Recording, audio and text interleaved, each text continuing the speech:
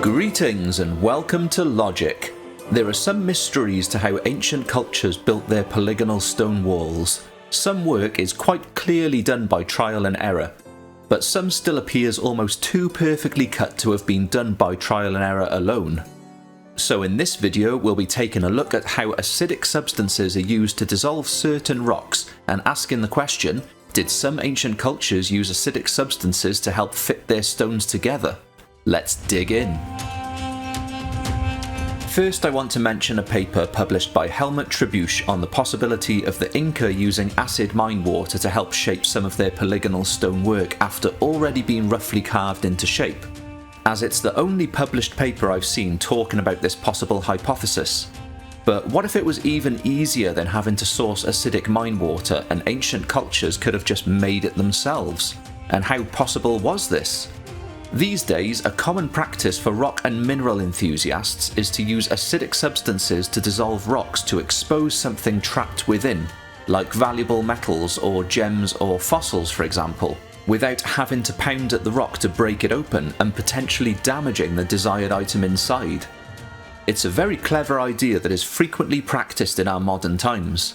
Well, something as simple as vinegar that you most likely have in your kitchen cupboard actually dissolves calcite, which is one of the main minerals that make up limestone, an extremely common type of rock that ancient cultures used for building. Also, vinegar is a substance that's easy to make even for ancient cultures.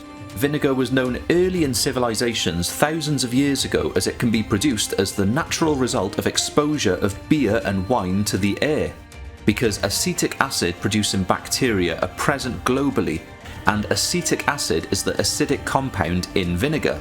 Vinegar doesn't dissolve harder rocks like diorite or granite, which were other common types of rock used for building in ancient times. You need something stronger like hydrochloric acid, for example, to be able to break down the minerals that make up granite and diorite.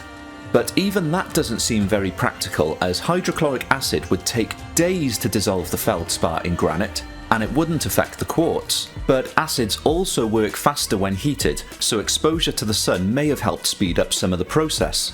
Now, hydrofluoric acid would dissolve quartz as well as being faster and more effective overall, but it's far more dangerous to work with and harder to make, as you need fluorite and sulfuric acid to make hydrofluoric acid.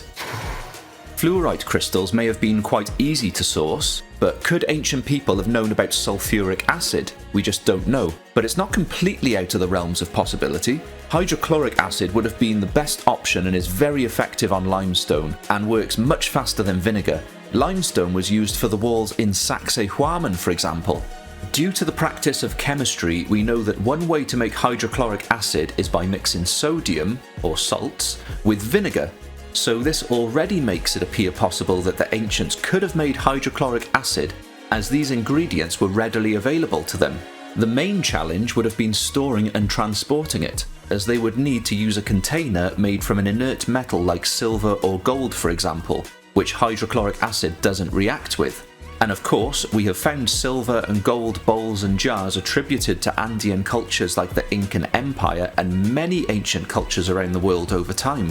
Obviously, we don't know if they actually used them for this, but I'm just pointing out that they had the items available to them. So this method of using something like hydrochloric acid may have actually been a possibility. I'm going to play a few more clips I found of people using these substances to dissolve different types of rocks, so you can get a sense of how they react and break down the minerals. But this research has really made me want to conduct some experiments to attempt to actually help shape different rock types using this method, and also to see if sitting two rocks on top of each other with an acidic substance sandwiched between them can form a snug impression of the top rock on the lower one, fitting them tightly together, and then comparing them to examples that we found. As I've seen people question the use of acids, but I've found no practical experiments related to ancient stonework and acid, so it's worth pursuing some experiments to see how feasible it may have been, and we might discover a new potential answer. Well, I hope to be able to conduct that experiment in the not too distant future, or if someone beats me to it, I would love to see it. Dissolving some Ordovician limestone in acetic acid to try to get to the conodont elements that are in the rock, the microscopic teeth of ancient animals. This has been for about an hour. It's already dissolving pretty good. I just put this in about 10 minutes ago. I'm gonna try dissolving limestone, which contains some fossils in hydrochloric acid. This is just a chip of old fossil that I don't need, but it would be interesting to see what the effects of the experiment are. I think this will work because the fossil itself will be composed primarily of silica, whereas the limestone will have calcium, which should be able to react with the hydrochloric acid that I put it in.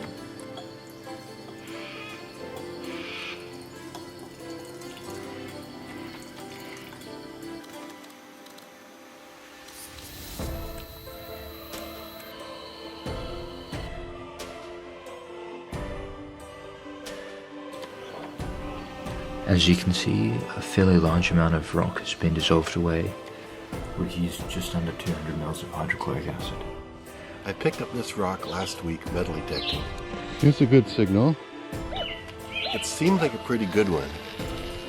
Down in this end. See the silver running through there? It's almost ½ an inch thick.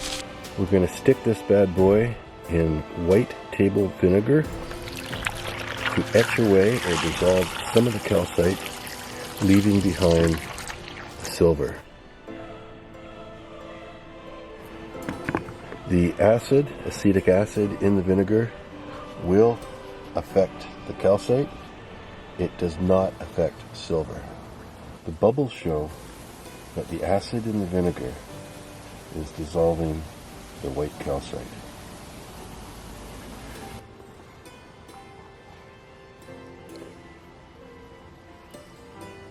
This black is very fragile. See that? Just turns to dust. I think I'd like to see more of it. Let's keep going. Get some fresh vinegar as well. A little bit of calcite still there. Don't know why it didn't disappear. And then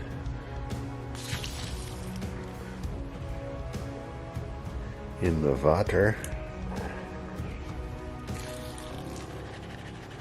And for better or worse, there's the final result.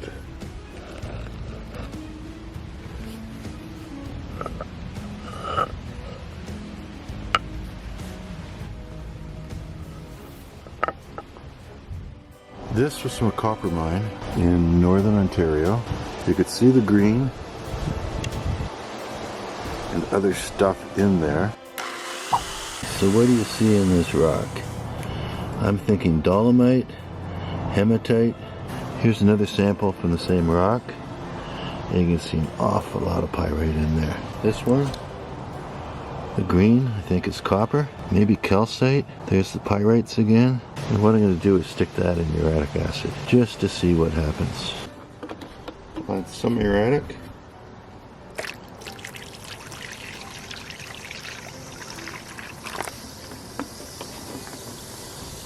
There it goes. See how she looks in a few hours.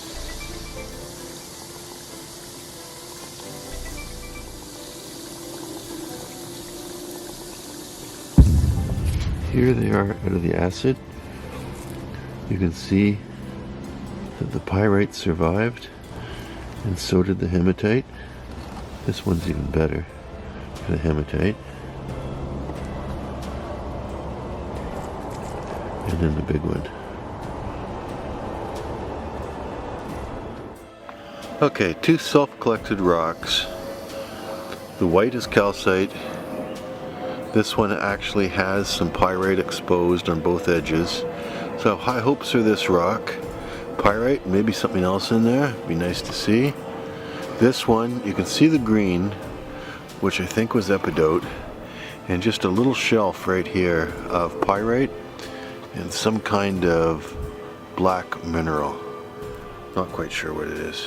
So in this